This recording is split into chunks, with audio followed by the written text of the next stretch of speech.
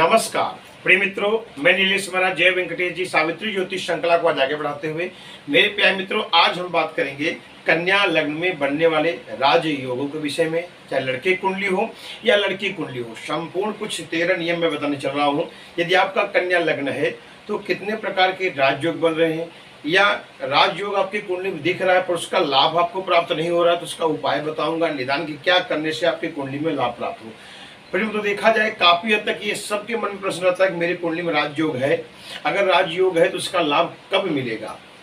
अभी तक हमने मेष लग्न, वृषभ लग्न, मिथुन लग्न, कर्क लग्न, सिंह लग्न संपूर्ण बीच में बता दिया है। आज हम कन्या लग्न लेके हाजिर हुआ हूँ।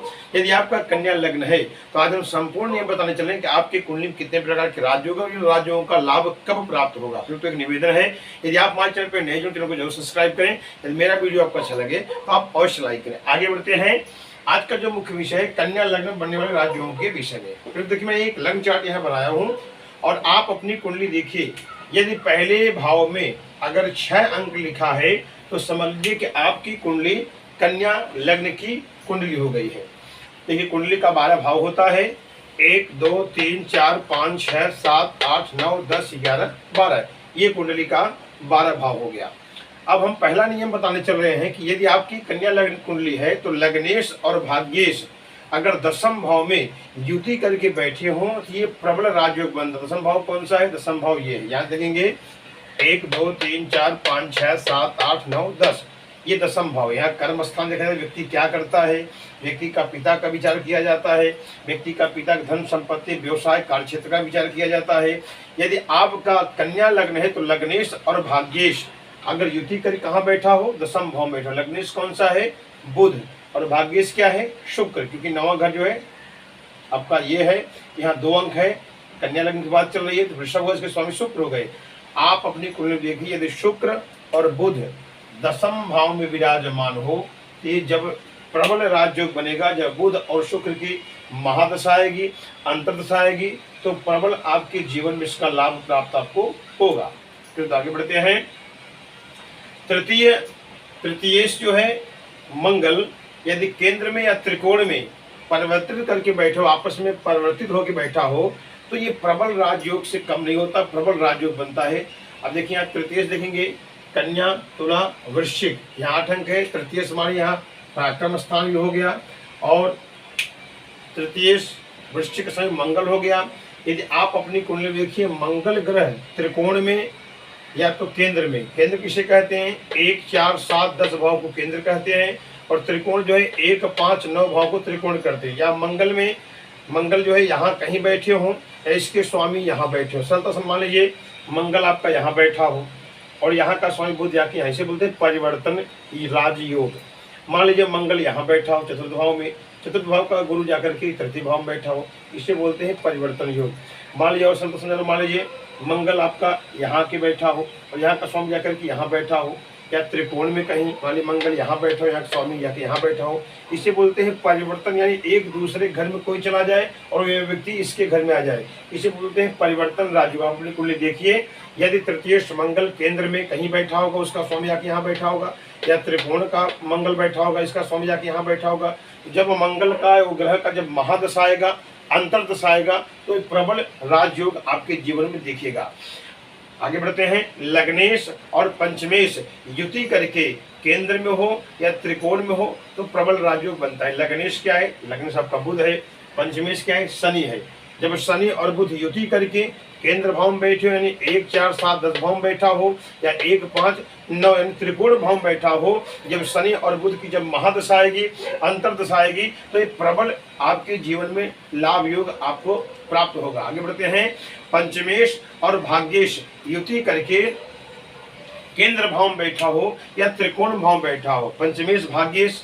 देखिए, पंचमेश क्या है? शनि और भाग्येश क्या है? शुक्र। शुक्र और शनि आपकी कुंडली में युति होकर के, यानी एक साथ, युति माने एक साथ होकर के यहाँ बैठा हो, यहाँ बैठा हो, यहाँ बैठा हो, यहाँ बैठा हो, या यहाँ बैठा हो, यहाँ बैठा हो, तो जब आपका शुक्र और शनि की जब महादशा आएगी, अंतर्दशा आएगी तो प्रबल ये राजयोग आपके जीवन में दिखाई देगा और व्यक्ति उच्च पद पर अपना नाम रोशन करेगा और आगे बढ़ेगा।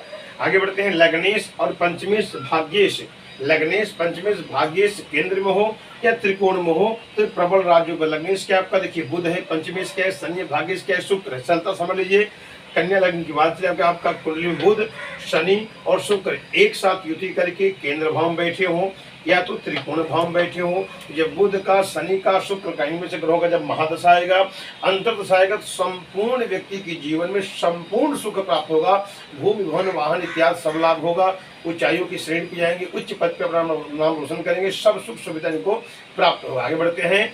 लग्नेश द्वितीयेश की युति करके केंद्र में बैठा हो और या तो त्रिकोण बैठा हो। लग्नेश और आपका द्वितीयेश, द्वितीयेश को धन भाव कहते हैं, यानी बुध, लग्नेश आपका बुध हो गया, द्वितीयेश शुक्र हो गया, तो आपका शुक्र और बुध युति करके केंद्र में बैठा हो या तो त्रिकोण में बैठा हो। जब बुध का और शुक्र की महादशा आएगी, अंतर्दशा आएगी, ये प्रबल राजयोग आपके जीवन में प्राप्त होगा, संपूर्ण सुख आपको प्राप्त होगा। आगे बढ़ते हैं।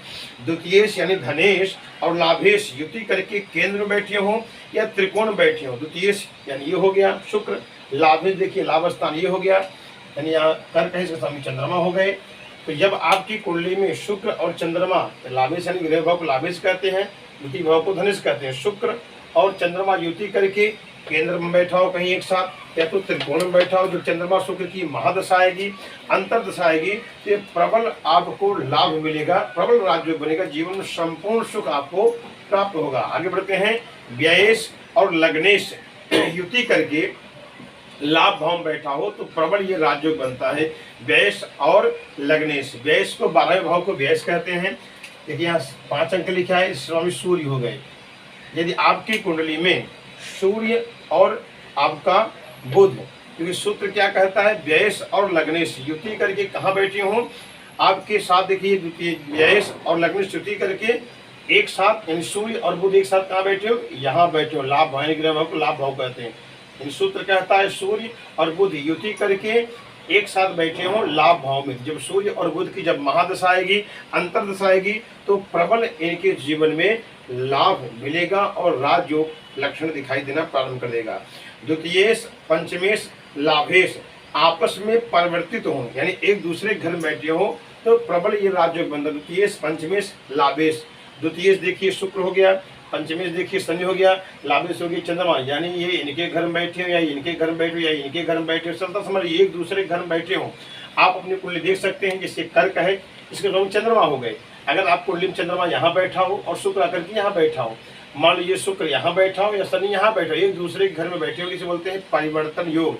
तो द्वितीयेश और पंचमेश, भाग्येश जब आपस में परिवर्तित होकर के बैठेंगे, जब शुक्र का और शनि का चंद्रमा इनमें ग्रहों में से किसी की महादशा आएगी, अंतर्दशा आएगी, तो ये प्रबल राजयोग इनके जीवन में दिखाई देना प्रारंभ हो जाता है, बहुत उच्च पद पे अपना नाम रोशन करते हैं। प्रेम आगे बढ़ते हैं। केंद्र का स्वामी या त्रिकोण का स्वामी आपस में परिवर्तित होकर के बैठे हो तो ये प्रबल राजयोग बनता है। केंद्र कौन सा मैंने बताया, 1, 4, 7, 10, त्रिकोण माने 1, 5, 9। जैसे संता समझ लीजिए हमारे आपका कन्या लग्न की कुंडली है, अगर आपका बुध कहीं मान लीजिए बुध आपका यहाँ के बैठा हो और यहाँ का स्वामी आके यहाँ बैठा हो, ये परिवर्तन हो गया। या केंद्र में कोई ग्रह आपस में परिवर्तित हो, जैसे मान लीजिए आपका बुध यहाँ बैठा हो या बुध यहाँ बैठा हो या स्वामी यहाँ बैठा हो या शनि यहाँ बैठा हो, इसका स्वामी शुक्र यहाँ बैठा हो, यानी केंद्र में आपस में परिवर्तित हो कोई ग्रह या तो त्रिकोण में आपस में परिवर्तित ग्रह हो, तो ये प्रबल राजयोग बनता है। जब इन ग्रहों की महादशा आएगी, अंतर्दशा आएगी, तो प्रबल ये राजयोग बनेगा। आगे बढ़ते हैं। खस्टेश देखिए नौकरी का भाव है, यहाँ 11 है, यानी हो गया आपका कुंभ यानी शनि। अगर आपका खस्टेश स्वयं 6वें भाव में बैठा हो या 8वें भाव में बैठा हो या 12वें भाव में बैठा होगा तो हर्ष राजयोग बनेगा, नौकरी व्यक्ति को प्राप्त होगा। जब शनि की महादशा आएगी, अंतर्दशा आएगी, आपको केवल देखना है कि आपका जो खस्टेश का स्वामी शनि यहाँ बैठा हो या यहाँ बैठा हो या यहाँ बैठा हो। जब शनि की महादशा आएगी, अंतर्दशा आएगी, तो आपको राजयोग का दिखाई देगा और नौकरी तो अवश्य प्राप्त कराएगा। ये आपके हर्ष राजयोग का नियम बन जाता है। आगे बढ़ते हैं। अष्टमेश क्या है, 1 अंक है, यानी इसके स्वामी हो गया मेष, इसमें हो गया मंगल। अगर मंगल आप देखिए 6वें भाव में बैठा हो या यहाँ बैठा हो या यहाँ बैठा हो, एक प्रकार से ये सरल राजयोग बन गया। और एक प्रकार से अष्टम क्या होता है, ये देखिए समुद्र स्थान बताया गया है, विदेश यात्रा बताया गया है, जब इनकी दशा आएगी तो व्यक्ति विदेश जा सकता है, धन कमा सकता है, नौकरी प्राप्त कर सकता है, देश विदेश भ्रमण कर सकता है। और ये जो है आपका सरल राजयोग बन गया। तीसरा नियम, व्यय सूर्य जो है या छठवें भाव में बैठा हो या 8वें में या 12वें में, तो इससे बोलते हैं विपुल राजयोग। जब सूर्य की महादशा आएगी, अंतर्दशा आएगी, तो व्यक्ति उच्च पद पे अपना नाम रोशन करेगा। और व्यय क्या है, देश विदेश का भी स्थान बताया गया है, व्यक्ति बाहर देश जा सकता है, उच्च पद पे नाम रोशन कर सकता है। अब थोड़ा और गुरु रहस्य बताने चल रहा हूँ। अंदरूनी आप केंद्र को देखिए, प्रबल राजयोग मैं नहीं बताने चल रहा हूँ। यदि आपका कन्या लग्न है तो कन्या लग्न स्वामी बुध है, अगर स्वयं बुध पहले भाव में बैठा होगा, इसे बोलते हैं भद्र राजयोग। यानी पंच महापुरुष में जो भद्र राजयोग बन गया तो प्रबल ये राजयोग, क्योंकि पहला घर जो है व्यक्ति स्वयं है, व्यक्ति का बुद्धि, महत्वाकांक्षी, विचार, सोच, ज्ञान, ये प्रथम भाव से होता है। ये प्रबल राज होता है, व्यक्ति ऊंचाइयों पे जाता है। ये भद्र राजयोग बन गया, व्यक्ति असंभव को भी संभव कर देता है, पूरे परिवार का कुलदीपक होता है, उच्च पद पे अपना नाम रोशन करता। आगे बढ़ते हैं। चतुर्थ भाव को सुख भाव कहा गया है, भूमि भवन वाहन का स्थान बताया गया है। अगर मान लीजिए चतुर्थ में 9 अंक है, इसके स्वामी हो गए गुरु, धनु के स्वामी हो गए गुरु, तो ये प्रबल जो है, अगर यहाँ गुरु आपके चौथे भाव में बैठा है, ये हंस राजयोग बन गया। तो चौथे भाव से भूमि भवन वाहन मकान का सुख सब संपूर्ण व्यक्ति जीवन में प्राप्त करता है। और कहीं जब गुरु की महादशा आ जाएगी तो व्यक्ति मकान, वाहन, जमीन, प्रॉपर्टी, मान सम्मान, यश, कीर्ति, सब कुछ इनका कदम चुनता है। सब व्यक्ति गुरु करके आगे बढ़ते हैं। आगे बढ़ते हैं। सप्तम भाव ये पार्टनरशिप पद पत्नी का स्थान होता है।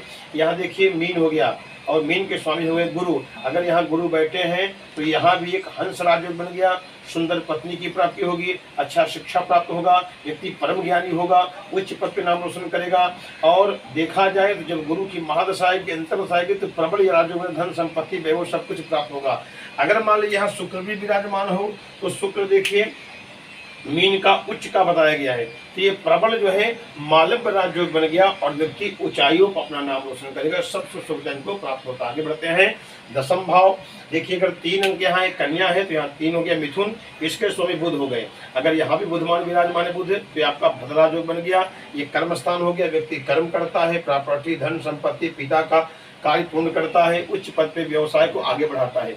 प्रिय मित्रों, आज हमने कुछ नियम बताया कि आपका कन्या लग्न है, लेकिन अगर आपको ऐसा लक्षण दिखाई दे रहा है पर आपको लाभ नहीं मिल रहा है, तो पहले ग्रहों की डिग्री की देखिए, क्योंकि ग्रहों का डिग्री जो है देखना जरूरी है। कोई भी ग्रह 0 से 1 डिग्री होगा तो उतना लाभ नहीं देगा, क्योंकि बाल अवस्था कहा गया है।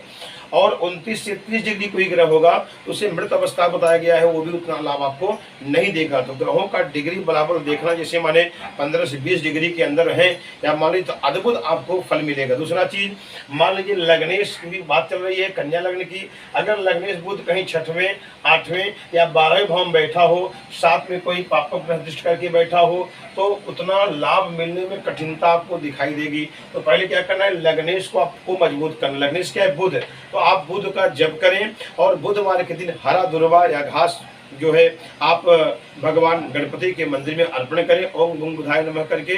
और संकष्टी व्रत भी आप रख सकते हैं, गणपति की आप पूजा कर सकते हैं और बुध का मंत्र आप जाप कर सकते हैं। और पन्ना रत्न आप जरूर धारण करें।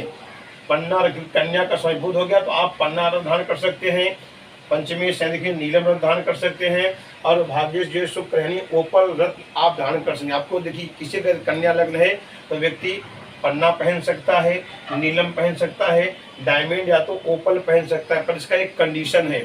यानी लग्नेश जब पन्ना यानी बुध आपको पहने तो बुध को आपको ये देखना है कि 6वें 8वें 12वें भाव में बैठा हो। आपको जब नीलम पहनना हो तो शनि को आप देखिए 6वें 8वें 12वें भाव में शनि में बैठा हो, या आपको ओपल डायमंड पहनना है शुक्र का तो आप देखिए शुक्र 6वें 8वें 12वें भाव में ना बैठा, नहीं तो शुभ फल न दे करके अशुभ फल देना शुरू कर देगा। दूसरा चीज, शनि बुध और शुक्र कुंडली में नीच होकर के ना बैठे, ये भी आपको देखना है। जब भी आप रत्न धारण करें, मुट्ठी पहने, तो किसी अच्छे ब्राह्मण से सलाह ले लें, परामर्श ले लें, तभी रत्न धारण करें, अपने मन से रत्न धारण ना करें। प्रिय वीडियो आपको अच्छा लाइक कर सब्सक्राइब करें। अगले एपिसोड फिर मिलते हैं। नमस्कार।